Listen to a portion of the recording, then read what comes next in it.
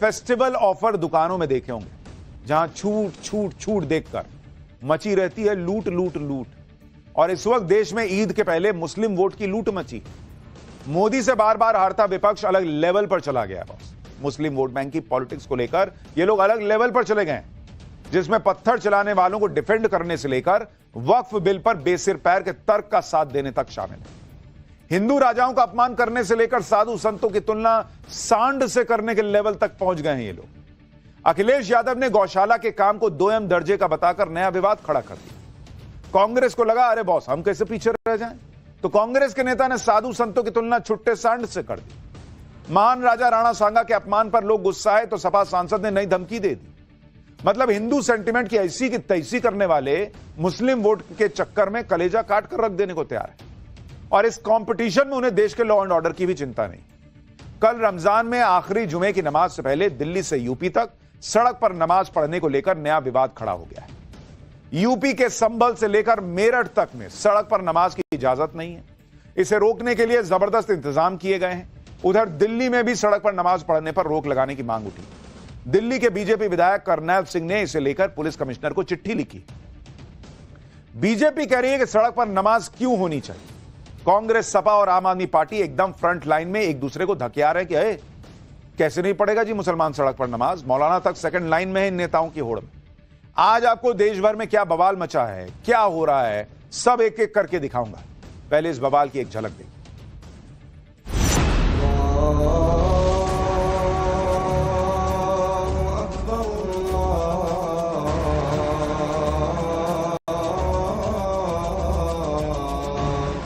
देखिए, बच्चे स्कूल जाते हैं, एम्बुलेंस है, दिक्कत ना हो, उस हिसाब से वो हिंदू मुसलमान सब पर बनता है कि जनमानस को तकलीफ ना देके हुए अपने त्योहारों को मनाएं।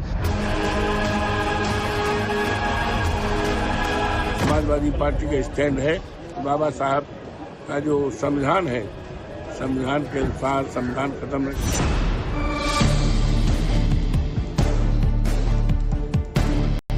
हमारी जो आज़ादी है, हमारी जो मजहबी आज़ादी है, उसको छीनने का काम हो रहा है। हम किसी के नमाज अदा करने को या न करने के विरोधी नहीं हैं।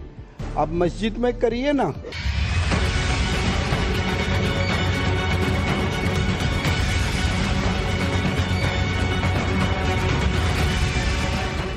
भाई आपकी सड़क है, प्रॉपर्टी सरकार की है, तय करे सरकार। और मुसलमान को भी समझना चाहिए कि सड़क पर नमाज नहीं हो सकती।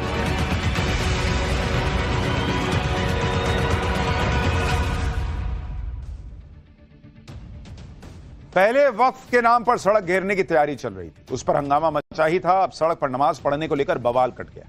सड़क पर नमाज के रिवाज को बदलने की सबसे बड़ी तैयारी यूपी में हो गई।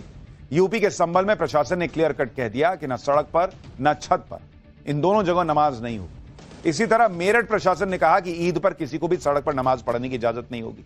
अगर ऐसा किया गया तो उस पर केस कर दिया जाएगा। इसमें मेरठ पुलिस ने तो सड़क पर नमाज पढ़ने को लेकर सख्त स्टैंड ले लिया। मेरठ पुलिस ने कह दिया कि नमाज मस्जिद या ईदगाह में पढ़िए। इस बारे में सबको नोटिस भी जारी किया गया है। पिछली बार भी सड़क पर नमाज पढ़ने वाले 200 लोगों पर केस किया गया था। मेरठ पुलिस ने सख्त मैसेज देने के लिए यह भी याद दिलाया कि अगर केस हुआ तो पासपोर्ट और लाइसेंस तक रद्द हो सकता है। लेकिन संभल से लेकर मेरठ तक प्रशासन के इस तरह के बयान पर विवाद हो गया। सपा सांसद अवधेश प्रसाद ने कह दिया कि यह धार्मिक आजादी का उल्लंघन है। एक बार सुनिए, फिर आपको बताऊंगा कि संभल में छत पर नमाज पढ़ने पर लगे बैन को लेकर विवाद कैसे बढ़ गया। उपासना का अधिकार, धर्म के अनुसार उपासना करना, पूजा करना, उस पर पाबंदी लगाना संविधान के अनुच्छेद में, संविधान के प्रेमिल में जो स्वतंत्रता है उसका ये वायलेशन है। समाजवादी पार्टी का स्टैंड है बाबा साहब का जो संविधान है, संविधान के अनुसार संविधान खत्म न किया जाए। सपा सांसद अवधेश प्रसाद ऐसी बातें कह रहे हैं कि जैसे नमाज पढ़ने पर ही रोक लगा दी गई, जबकि ऐसा नहीं है कि रोक नमाज पर है, सड़क पर नमाज पढ़ने को लेकर यह रोक लगी। इसी तरह संभल में छत पर नमाज पढ़ने पर रोक के फैसले का भी विरोध हो रहा है। संभल से सांसद जियाउर रहमान बर्क तो इसके खिलाफ कोर्ट जाने की बात कर रहे हैं। एक बार सुनिए, फिर बताऊंगा कि आखिर संभल में छत पर नमाज पढ़ने पर रोक लगाने की असल वजह क्या है। सड़कों पर जगराते होते हैं, सड़कों पर कांवड़ यात्रा निकलती है, सड़कों पर सारे जलसे जुलूस होते हैं जो हिंदू त्योहारों के जलसे जुलूस हैं, मुसलमान तो कोई मना नहीं करता। तो हमारे अधिकारों का उल्लंघन है। हम अपनी छत पर अगर कोई नमाज अदा कर रहा है तो उसे रोकने का कोई मतलब, कोई औचित्य नहीं बनता। और इस चीज़ के लिए अगर ये करते हैं तो यकीनन हम मशवरा कर करके मैं अपने वकील से मैं कोर्ट भी का दरवाजा खटखटाऊंगा।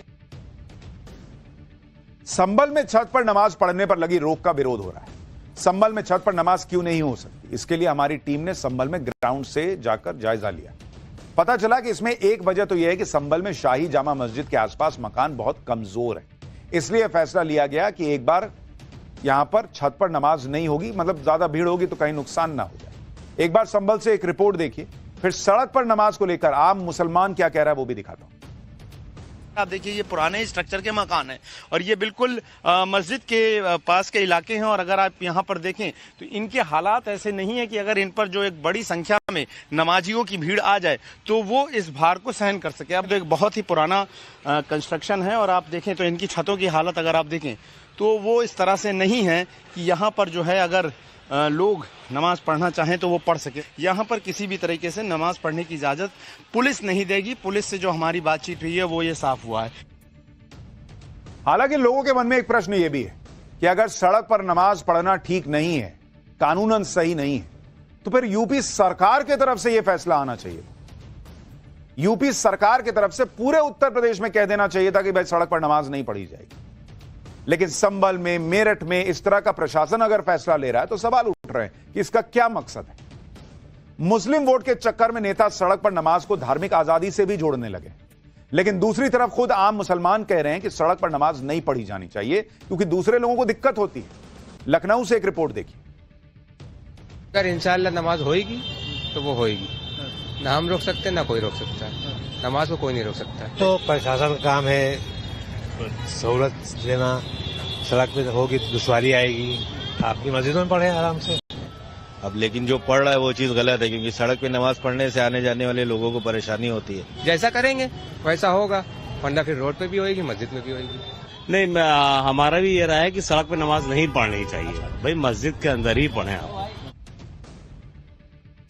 यानी मुसलमानों की भी यह राय है कि सड़क पर नमाज नहीं होनी चाहिए। बहुत सारे लोगों को यह भी लगता है, सोशल मीडिया पर आप देखिए कई हिंदू भी कह रहे हैं कि सड़क पर रोज नमाज ना हो, हर जुमे के दिन सड़क पर नमाज ना हो। लेकिन अगर किसी एक दिन, ईद के दिन, मान लीजिए बहुत ज्यादा लोग एक साथ नमाज पढ़ना चाहते हैं, एक दिन सड़क पर नमाज पढ़ लेंगे तो क्या हो जाए। लेकिन ये रोज रोज नहीं होना चाहिए और ये किसी का अधिकार नहीं है, ये लोगों को पता होना चाहिए। खुद आम मुस्लिम मान रहे हैं कि सड़क पर नमाज पढ़ने से दूसरों को दिक्कत होती है, सड़क ब्लॉक हो जाती है।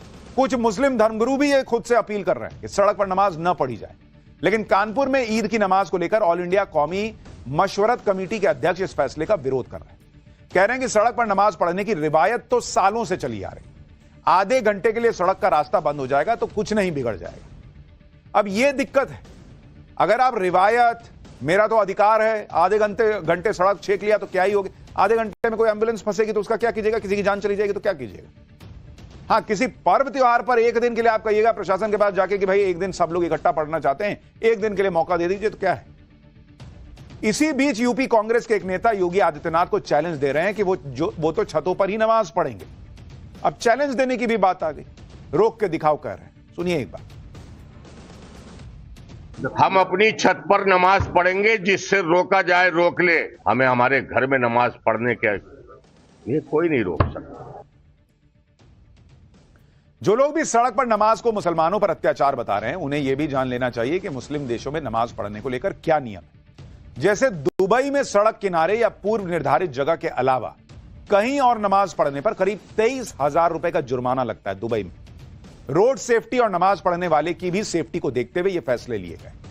इसके अलावा सऊदी अरब में तो साल 2023 में रमजान के समय लाउड स्पीकर पर पाबंदी लगा दी गई। तो एक तरफ मुस्लिम देश अपने यहां मुसलमानों पर तरह तरह की पाबंदी लगा रहे हैं, और वो भी इसलिए ताकि किसी को असुविधा ना हो, और दूसरी तरफ भारत में कुछ लोग ऐसा माहौल बना रहे हैं जैसे मोदी राज में मुसलमानों को टारगेट किया जा रहा है, जबकि सच यह है कि खुद मुस्लिम समाज के लोग सड़क पर नमाज पढ़ने को सही नहीं मान रहे। आप कुछ और लोगों को सुनिए। योगी जी का मैं इस आदेश पर समर्थन करता हूं, दिल से समर्थन करता हूं। हमारी नमाज से किसी को तकलीफ ना हो, ये हम लोगों को ध्यान देने की जरूरत होनी चाहिए। जो हम बोले वो करते हैं, जो वो बोले फिर वो हमको भी करना चाहिए। आप रास्ते पे या किसी ऐसी जगह पे नमाज ना पढ़ें जहाँ से लोगों को तकलीफ हो। रोड पे जो नमाज होती है वो नमाज से भड़क जाते हैं लोग। हमको जो है जो कायदे कानून के दायरे में ही रहना चाहिए, उसमें हम लोग 2 जमात भी कर सकते हैं, कोई दिक्कत वाली बात नहीं है। यानी मुस्लिम समाज का एक बड़ा वर्ग कह रहा है कि भाई सड़क पर नमाज पढ़ने से लोगों को दिक्कत होती है तो ये करना ही नहीं चाहिए। इधर सड़क पर नमाज को लेकर विवाद छिड़ा हुआ है और इसी बीच समाजवादी पार्टी के नेता ने सीएम योगी को चिट्ठी लिखकर अलविदा और जुमे की नमाज पर पुष्प वर्षा की मांग। सपा नेता फिरोज खान को सुनिए। मैं तो चाहता था कि माननीय मुख्यमंत्री जी इसकी पहल और शुरुआत करें, क्योंकि बड़ा अच्छा मैसेज जाता है। चाहे कांवड़ के हमारे साथी हों, लाने वाले 30 रोजे रखने के बाद में हमारे मुल्क की और तरक्की के लिए इबादत करते हैं लोग, तो 30 रोजे रखने के बाद में जब रोजदार जाता है नमाज को, उसमें तो एक अलग ही हौसला उसका और खूबसूरती होती है। हर जिले में अगर ये काम हो तो बड़ा अच्छा लगेगा। यूपी में सड़क पर नमाज को लेकर भले ही विवाद हो रहा, लेकिन ईद को लेकर यूपी पुलिस की अपनी तैयारी है, जिसमें ड्रोन से निगरानी की जाएगी कहा जा रहा है। अहम जगहों पर सीसीटीवी लगाए गए हैं। संवेदनशील इलाकों में भारी पुलिस बल की तैनाती है। सिविल ड्रेस में पुलिस रहेगी। लोकल इंटेलिजेंस की मदद ली जाएगी। सोशल मीडिया पर मॉनिटरिंग होगी। धर्म गुरुओं से अपील की गई है कि भाई देखिए स्थिति कंट्रोल में रहे। एंटी सोशल एलिमेंट्स पर नजर रखने की बात है। आपराधिक इतिहास वाले लोगों पर एहतियातन एक्शन भी होगा। एक तरफ दिल्ली से यूपी तक सड़क पर नमाज को लेकर विवाद हो रहा है, दूसरी तरफ नवरात्र में मीट की दुकान खुले रहने का भी विरोध हो रहा है। दिल्ली में विधानसभा के उपाध्यक्ष मोहन सिंह बिष्ट ने इसकी मांग की है। बिहार में बीजेपी के मंत्री कह रहे हैं कि नवरात्र में मीट की दुकान बंद होनी चाहिए। यूपी में भी अलग अलग जगह नवरात्र में मीट की दुकान बंद करने की मांग उठ रही है। दिल्ली में तो इस मांग को लेकर सियासी बवाल तक खड़ा हो गया। बीजेपी और आम आदमी पार्टी के नेता आपस में भिड़ गए। सुनिए दिल्ली में मीट की दुकान को नवरात्रों में खोलने और बंद करने को लेकर क्या हो गया है। की पूजा हो और नवरात्रों का कार्यक्रम मनाया जाता हो और मीट तक क्या शराब शुरू मच्छी ये अंडे वगैरह, हम इसके बिल्कुल निश्चित रूप से इसके पक्षधर नहीं है, नहीं होना चाहिए। और जहाँ जहाँ मीट की दुकानें खुली हैं उनको नवरात्रों में आपस में भाईचारे को रखते हुए उनको उन लोगों को बंद करना चाहिए। देखो ऐसा है, ये ड्रामा और नौटंकी भाजपाइयों को बंद करना चाहिए। ये एक नौटंकी बाज पार्टी है, इसके अलावा कुछ नहीं है। एक तरफ नरेंद्र मोदी कतर के शेखों को प्रोटोकॉल तोड़ के गले लगाते हैं जैसे कुंभ के मेले में बिछड़े हुए भाई हों। देखा नहीं देखा है। दूसरी तरफ नरेंद्र मोदी 32 लाख ईद की किट बंटवा रहे हैं भाजपाइयों से। अब फिर भाजपाई बीच बीच में बोलते हैं कि ऐसे नहीं होगा, वैसे नमाज नहीं होगी, ऐसे पूजा नहीं होगी, मीट की दुकान। अरे मीट की दुकान बंद होनी चाहिए, चलो KFC बंद कराओ, तुम्हारी हिम्मत है तो। एक सवाल तो बीजेपी के नेताओं पर उठ ही रहा है कि भाई अगर नवरात्र में मीट की दुकान बंद होनी चाहिए और आपको दिल से ऐसा लगता है, भाई 15-20 राज्यों में बीजेपी की सरकार है, सब जगह बंद करा दीजिए। नवरात्र क्या ऐसे यूपी बिहार में थोड़ी हो रहा है, सब जगह ना होगा, सब जगह ना बनेगा। तो हर जगह जहां आपकी सरकार है सब जगह फिर यूनिफॉर्म कीजिए कि भाई कहीं मीट नहीं बिकेगा अगर नवरात्र चल रहे हैं तो। एक जगह एक नेता उठ के बोल देगा, एक जगह संभल में हो रहा है, एक जगह मेरठ में कुछ हो रहा है, ये क्या हिसाब है? अगर आप वाकई हिंदुओं की सोच रहे हैं, हिंदू पर्व की सोच रहे हैं, तो सब जगह एक साथ कीजिए। क्या नवरात्र के दौरान मीट की दुकान बंद होनी चाहिए? इस पर हमने दिल्ली के मीट की दुकान चला रहे लोगों से भी बात की। कुछ लोग इसका समर्थन कर रहे हैं कि बंद कर देना चाहिए, कुछ लोग इसका विरोध कर रहे हैं। सुनिए पब्लिक क्या कह रही है, फिर बताता हूं। इमरान मसूद जो कांग्रेस के सांसद है, उन्होंने इस पर क्या कहा। सर होनी तो जरूर चाहिए क्योंकि 9 दिन के अंदर कुछ होगा तो नहीं। ये माता के नवरात्र है तो इसमें तो बंद होना चाहिए मीट मच्छी तो। सर इसमें क्या कहना है, अगर जैसे ऑर्डर होंगे वैसा हम करेंगे। अगर यहाँ के लोग मतलब हमारे जो विधायक हैं अगर वो कहेंगे बंद रखेंगे तो बंद रखेंगे। देखिए ये नवरात्रे पहली बार तो आ नहीं रहे हैं और हिंदुस्तान जो है जमहूरियत का शहर है, गंगा जमुना तहजीब के नाम पर जाना जाता है और ये नई नई बातें नई नई तरीके की जो निकल के आ रही हैं, मेरे समझ में नहीं आ रहा है इनकी मानसिकता को हो क्या गया है। ये बात तो सबसे बड़ी बात ये है कि वाकई भाईचारा रखना चाहिए। हर किसी धर्म का एहतराम करना चाहिए। अगर इस तरह की कोई दिक्कत है तो थोड़ा सा एहतियात रखनी चाहिए। हालांकि इस सारे विवाद के बीच कांग्रेस सांसद इमरान मसूद कह रहे हैं कि हमें एक दूसरे के धर्म और पर्व का सम्मान करना चाहिए। अगर 10 दिन मीट नहीं खाएंगे तो घिस थोड़े ही जाएंगे। मैंने ये कहा कि एक दूसरे की भावनाओं का सम्मान करना चाहिए। मैं तो मीट खाता नहीं, मैं तो शाकाहारी आदमी हूँ, तो मुझे पता नहीं क्या फर्क पड़ेगा इन पे, क्या नहीं पड़ेगा। लेकिन अगर कोई 10 दिन मीट नहीं खाएगा तो क्या फर्क पड़ रहा है? ना खाओ, दाल रोटी खा लो, कौन से तो कोई उसके ऊपर पाबंदी थोड़ी ना है कि हमें खाना ही खाना है। मैं तो ये बात कही थी और बहुत लाइट वे में कही, उसको किसी भी तरह से कोई सोचे क्या कह सकता हूँ। हमें सम्मान करना चाहिए, मुसलमान को हिंदू की भावनाओं का, ये सबको सबकी भावनाओं का सम्मान करना चाहिए, बस इतनी सी बात है। इमरान मसूद को सुनकर कई लोग कह रहे हैं कि अगर मुसलमान इमरान मसूद कह सकते हैं कि भाई नवरात्र पे 10 दिन मीट की दुकान बंद कर दो, 10 दिन मीट नहीं खाओगे तो घिस नहीं जाओगे मुसलमान, तो वैसे ही अगर एक दिन ईद पर सड़क पर मुसलमान नमाज पढ़ लेगा तो सड़क नहीं घिस जाएगी।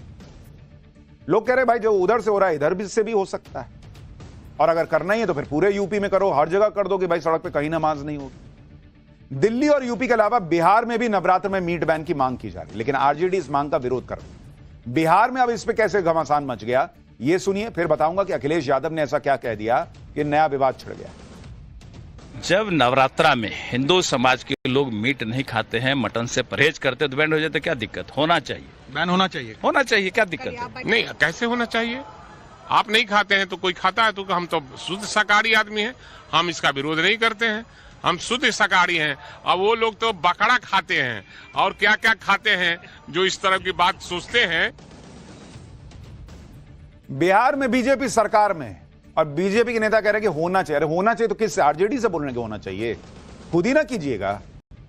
आप ये भी देखिए कि एक तरफ तो कभी वक्फ के नाम पर, कभी रमजान के नाम पर, कभी ईद के नाम पर, कभी नमाज के नाम पर मुसलमानों को भड़काने की कोशिशें हो रही, दूसरी तरफ ऐसे ऐसे बयान दिए जा रहे हैं जिससे हिंदुओं की भावनाएं आहत हो रही हैं।